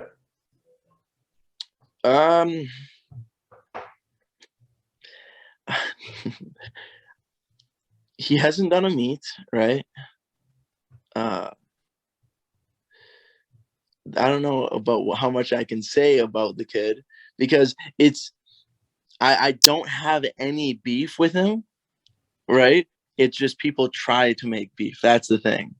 When people, the idea of like people comparing other people to it, and then you have it where I'm getting tagged in his videos or he's getting tagged in my videos, and it's just your own followers just trying to start controversy versus I've never talked with him. I've seen glimpses of his polls, but at the end of the day, right now it's almost where he's just doing social media polls, which I know where I came from, being that kind of that social, just doing stuff for social media, Granted, I was doing all my stuff without straps, but that's kind of the difference of, I didn't want to just be a social media lifter. I wanted to be able to be like, where I was in competition and I can win, and people are like, oh, that's Sawyer, an actual power lifter, Everybody compares you to. It's the easy. The only thing I will say, Tyson, we know, is taking SARMs. I've heard that. I didn't know if that's factual or not, but I He's didn't want to admitted say, it. well, the kid's taking SARMs. I've heard he's taken RAD and MK677. That's all I've Yeah, heard he's taken. you know, I don't want to put. I believe he's admitted that. I believe he's literally admitted it. So that is Mm-hmm. one thing. And he took. I think he took. Did he take terkestrone? I don't know or not, guys. I'm not gonna like. But and I'm not. I'm not. You know, not legitimizing his lifts. The guy pulls 900 at like what, a ridiculously young age. He's a freak. He's Mm-hmm. the guy is every bit as strong as I was on deadlift. I'm not hating on the guy. I took tren and tons of other stuff to get to that point. So he's Yeah. very impressive. I think Sawyer's point is like, why, you know, do a meet? Like, get on calibrated plates because we know calibrated plates are harder. Do a meet. Well, it's just you're comparing at the end of the day apples to oranges, you know, Correct. where yes, he's doing a deadlift, but it's not to the same standard of what other people are. So don't compare it to that same standard, you know? Well, let's go back to your mean march. Ohio Power Bar, calibrated plates, and competition, and no Yep. straps. Yep. Different ball game. Different Yeah. ball game, guys. Like when I'm doing, like, if I go for that 900 on the kabuki, right? I want to do it on all kilos on a hook grip, right? I'll say that the way I see it, right, is because he's done 900, but his was very kind of rigged up, kind of where it was soft knees, straps, whatnot. I want to make it where, and I've tried to do this where anytime I have done a single, it's where it's cut and dry. You know, like it's there. It would pass in a meet, even though if it was in like a gym training session. You know, I've done it. I've only had it once where I was mad about it. When I pulled my first 770, I had it where I was on uneven, like an uneven deadlift platform where they, instead of having it be like horse stall mats, I prefer it. They had those rubber squares. Do you know what I'm talking about? Yeah. And my toe was in between one of them, so it was like rocking back and forth. Oh, dude, that's the worst. Yeah, so on my 770, you can see what happens is my big toe goes like down and shifts in, and then my right knee kind of shifted in, and then like there was a downward motion, and then I got it. And that was the first time I pulled 770, but I was just pissed the entire day because of the downward motion. Like that's how anal I am about. Yeah, but I've said it. You're like me. You're crazy. You're focused. You're a freak. Like that's how it is. You have a high standard. That's why I asked you dead on, which I think it's awesome. I asked you dead on. I go, what's the goal? You go 1,000 natural, and I'm like, holy hell! Like that's the freak in your mind. Like I love it. Like Mm-hmm. that's what drives you, bro. That perfection. You know. Mm-hmm. Like I Well, love and that about you. I want to break the standard. You know, I want to break it where, because I believe in the next 10 years we're gonna have kids pulling 1,000 pounds at a younger age naturally, and I want to be the first person to do it. But I want to have it where, let's say I break 1,000 pounds natural, and I motivated some kid 5 years, 6 years from now, who's like 12 years old, who watched it on YouTube, and then he's like, "Oh, hey, hi Sawyer, nice to meet you at like a fitness expo." And he's like, "My name is so and so, and I just deadlifted 1,015 pounds, and I'm natural." Like, I think that's cool. Dude, I think, you know, I'm gonna catch a lot of flack too, because everyone, you know, people are gonna say I'm defending you, but I totally believe it. I just want to. I think the lab work would solidify a lot of things because I really Mm-hmm. do. So we'll get it set up at some point, and you got some sick potential. Like you definitely. I'm looking at you right now. I'm like, guys, he's strong as hell, but I'm looking at you. How do you not believe that's not possible naturally? Like, look at you. You're not humongous. You're 6'2". You're 225, 220. The big hands, bro. What do you weigh right now? I'm 220 right now. I want to go into the 240. Here's my thing. How big are your arms? How long? How big? Do you know? Have you measured your arms? They're like 16. 16 and a half. Guys, this isn't. If I go strict visually off his appearance, he is natural. I know it's hard to believe. My size is nothing. My arms are so bad. It's like, bro, it's and that's your bench isn't crazy. Your neck isn't huge. Your traps aren't big. Here's my thing too. You don't have to name names or anything. Has there been people in the USAPL or who you've competed with where you're like, I don't think that guy's natural? Oh, I believe a lot of people that aren't natural. Okay, so you believe a lot of people in the USAPL you compete with are not natural? Well, it's one of those. Well, okay, it's one of those things where I don't know if they are or not, but I'm so focused on like, okay, the only person I know who is natural is me. You know, it's like one of those things where if you were in like a war and you're like, the only person I know is a good guy is me. Everybody else I have to shoot. That's the way I think about it. But my main focus isn't like, I don't go, well, if this person's stronger than me, he must be unnatural. I don't go in that way. You know, I just go, I don't know what everybody else takes. One thing I know is what I take. That's some vitamins and food. But you see people, you're like, I doubt that. Well, okay. Let's first say for instance, right? If I look at somebody, I'm like, man, I don't think they're natural. I go back to comparing the steps of, okay, how tall are they? How much do they weigh? How long have they been training? Right? What is their training like? And then also, how focused are they? Those are the 5 things I go to. So the way I see it is like, let's take a very controversial person right now. Ashton, right? Ashton gets accused a lot, or right? And I have never called Ashton not natural. He's just the one who everyone looks at. So I want that to be clear. I'm not hating on Ashton. I never have. He's the one who's the strongest everyone looks at. Yeah, Ashton, like Ashton or Taylor Atwood. Taylor Atwood has one of the highest dots right now. Ashton Weska, he's just he just has just a giant almost, you know, mark on him because he's strong, he's big, he's just like, you look at him and you're like, what the fuck is that, you know? It's because I think most of us, we say, when we're trying to see if someone's natural or not, we go, how jacked and tan are they?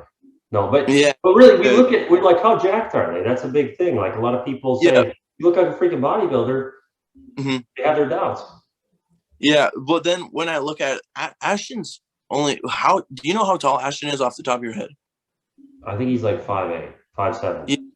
I don't know. I don't freaking know. Maybe he's 5'6", 5'7", 5'8". I don't know. I know he's under 5'10", right? Yeah. But and I look at how his leverages are proportionate in almost every lift, right? He has a thick, where his bench press isn't going to be lacking, you know? He has some giant thick forearms. His squat, his femur length isn't too wide where it's gonna be a negative on his deadlift, right? Yeah. And he's both a conventional and a sumo puller from what I've granted. So looking at those, I'm just like, okay, he's just so well rounded in almost every aspect. He's been training for X amount of years. I just don't see it. And then you have like another controversial would be like Bob, because Bob's just been progressing crazily, right? But then we have the other output of like people, well, Bob used to like not eat that much food, you know, and now he's actually eating. And I've been in that boat where I used to have it where I would be so focused sometimes of just getting in my calories that I would not really focus on the protein. And then I would notice, oh, hey, you know, after 16 weeks of training, like over that 16 weeks of training, my protein was just down in the gutter, not even counting anything, right? And I was like, oh man, why does my recovery feel like absolute crap and all that other stuff, right?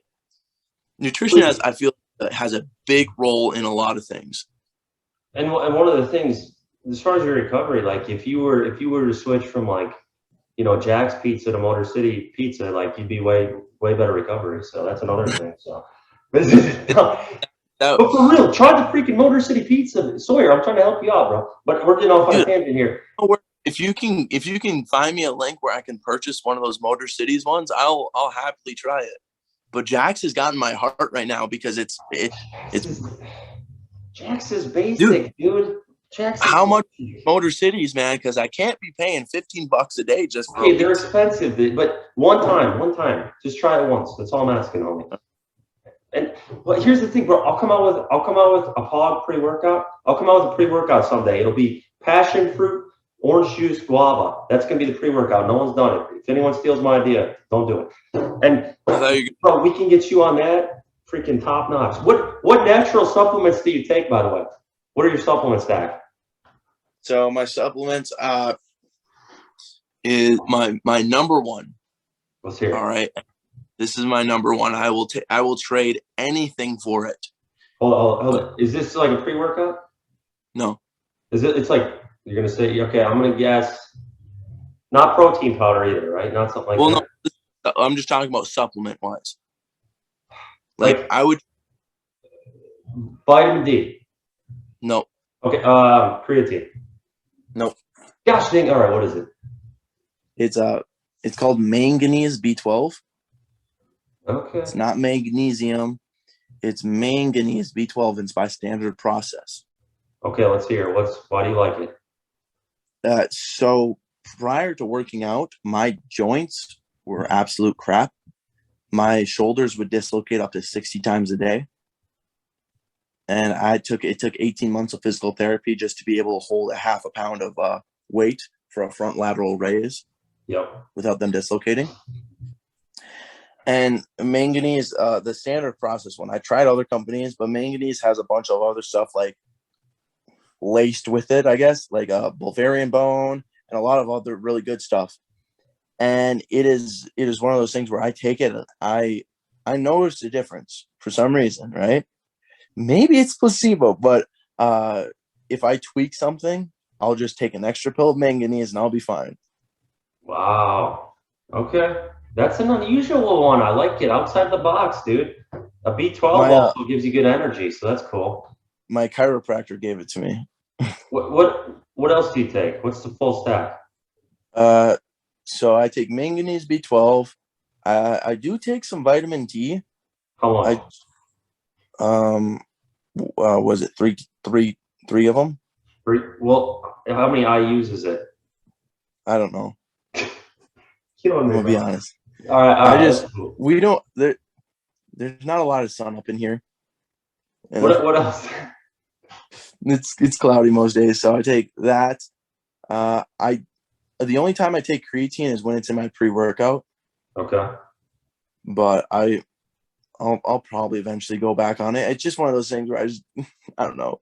Bro, we could dial in your supplement stack too, like natural. Everything WADA approved. I could get you on a good supplement stack. WADA approved everything. Freaking WADA approved. What else do I have? I have I think one's called Kirkin or something. Curcumin? Yeah. Gorilla has it. I get I get a lot of supplements from my Gorilla sponsor. Okay. So they have that curcumin. Curcumin. It's anti-inflammatory. Yeah, and I take that. Then there's two other ones, and I've tried a glucose disposal. Okay. Like berberine? I think that's what's in it. It's probably got berberine and chromium. That's natural, right? I'm not going to be broken told like Sawyer, you're actually that's unnatural now. We got to get the freaking labs done. I will prove on camera that you're natural with the labs. I'll tell you exactly what to order. We'll run through them. You'll send me the email link. I'll look at your labs and I'll be like, here, and we're going to break it down. We'll do it. All right. What else? So you take those. What else? Honestly, I just look in my cabinet, go off of it. I was taking like 15 supplements a day. Now I'm getting kind of sick of taking that many things. All right, I got a baggie. I was just in Fargo because I had to go. Fargo? Yeah, I was because I had to. We could have done the labs there. A full shoot. No, I'm back next week. We going to Fargo next week? I might be going to Fargo next week for another photo shoot for my company I'm with. You ready? Would you do the labs then? Huh? Would you be willing to do the labs then? Yeah, but I don't have health insurance, so I don't know how expensive it would be. Okay, I could get it set up for you for let me talk to, I could talk to Derek from More Plates, More Dates. I could see if we could get it comped for free. Okay. If not, you'll probably be looking at like $70. Okay, that's not okay. We're fine. No, nothing crazy, bro. I could ask Derek though if we can get it set up for you. We'll see.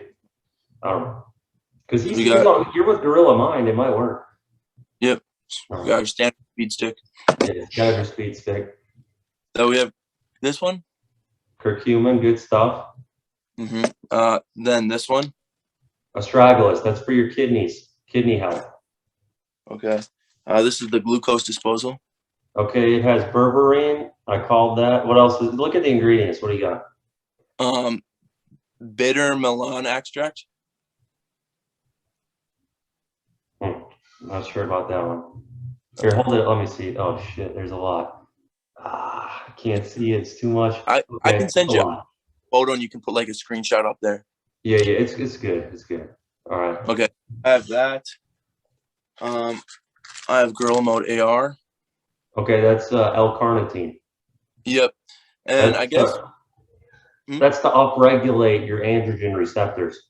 Yeah, and well, when I talked to Derek about it, because I was asking him, like, is there any point to do it because I'm natural? Because most people who are enhanced, it would help way better than if you're natural. He's like, it'll help you it'll work enough because you're natural.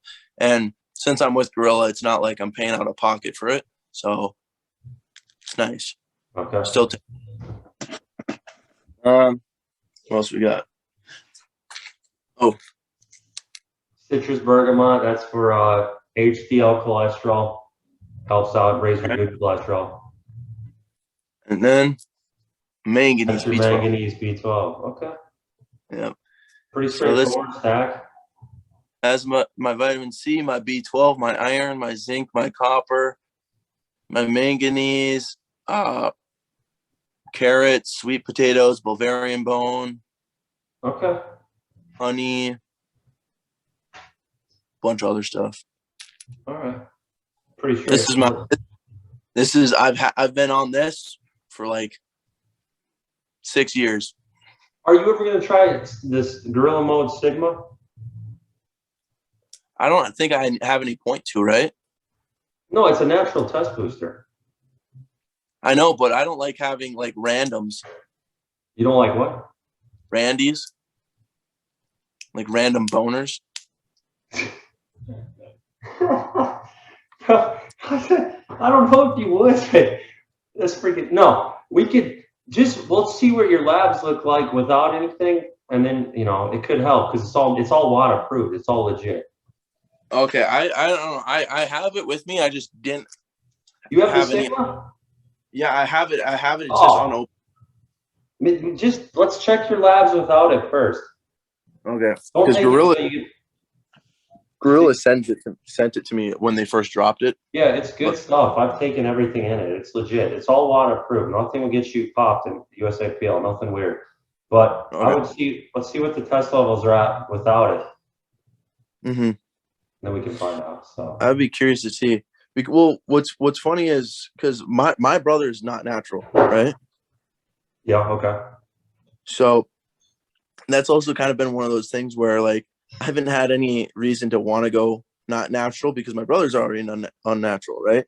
Yeah. So, and my brother and I, we have similar physique. So like physique wise, because that's most reason why people go unnatural in like who are younger is they want to go unnatural because they want to be bigger and whatnot. But I can already see my brother. I'm like, oh, that's kind of like what the physique I would have. And because I can see it, I'm fine with it. I don't have to have it on my body. Yeah. I'm just like, oh. No. But that's the other thing. People will use the argument will be like, well, if his brother's on something, why wouldn't you be on something? This is why we're gonna get this taken care of. Yeah. Proof. All right. I'll have it literally in my bio. Proof that my blood work that I'm natural. Okay, we'll do it too, because you know what's gonna happen? Here's what's gonna happen. We can order this up. I'll give my breakdown, and then you know what's gonna happen, right? Who? Derek will make a follow-up, I'm sure, video about it. All All and right. then we'll probably have Greg who commentates on what Derek says. Exactly. So this will be legit. Like we'll order. I'll tell you what to order. We'll order it up. We'll get it set up when you go to Fargo. You'll get the results back in like 3 to 4 days. We can email it. We can do it on camera. We'll make a video. And then I guarantee everyone else is going to start making videos and we'll see what everything. And I'll give my intake on if you're natural or not. Good deal. Yeah. And I'm vouching for you, bro. I'm sticking my neck out that I think you're natural. Okay. Watch it comes out like Sawyer only has like 200 milligrams per deciliter. Oh, that would look really bad. Don't do that. Dude, I'd be impressed if I was deadlifting 800 with only 200. Oh, that's what I'm saying, homie. I think you're fine, but I'll be in contact with you, bro, and we'll wrap up the interview here because